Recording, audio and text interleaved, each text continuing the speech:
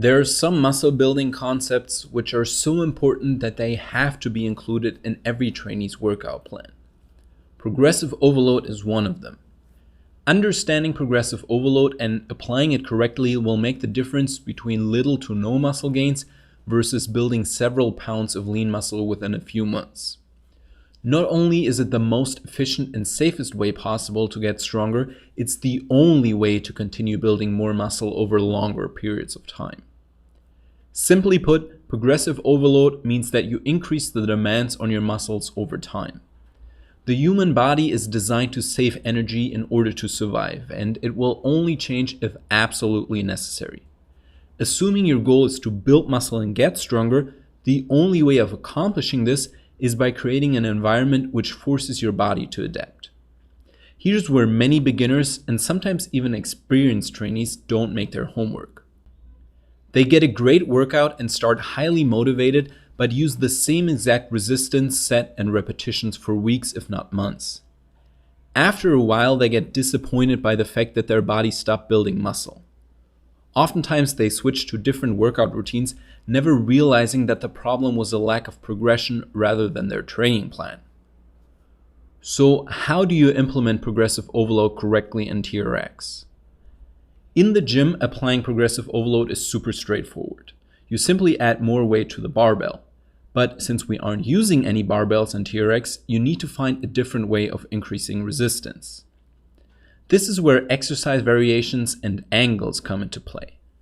I mentioned before that the body row is more difficult at different angles. Place your back closer to the floor and it is an intermediate or advanced exercise. Place it further away and at a greater angle and it's a beginner exercise. This concept applies to most TRX exercises. The smaller the angle between you and the floor, the more challenging an exercise becomes. So what you want to do over time is to go from a bigger angle to a smaller on each exercise that allows for this. Examples are the chest press, chest flies, bicep curls, and tricep extensions. All of them become more difficult the closer you are to the floor. But at what point exactly should you make this change? I generally advise anyone doing bodyweight exercises, which TRX falls under, to switch to a more difficult variation of an exercise when they can do all sets for 15 reps.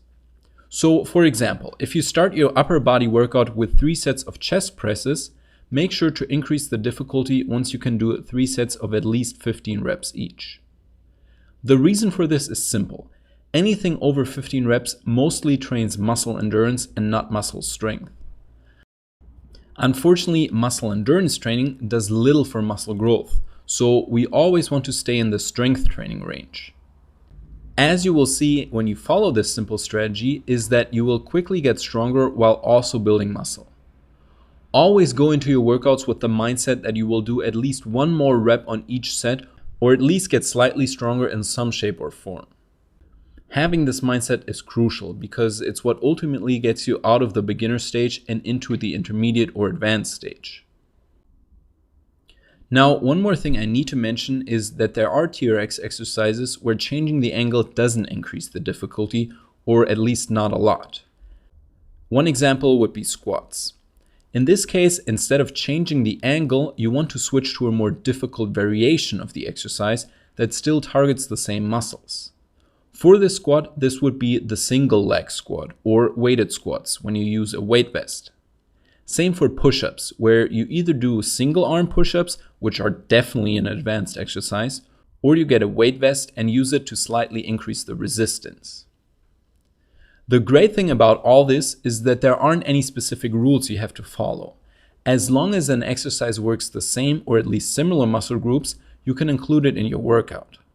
Make sure to try different things and also include traditional bodyweight exercises like pull-ups in your routine. That way you have even more movements to choose from and it just makes your training sessions more fun.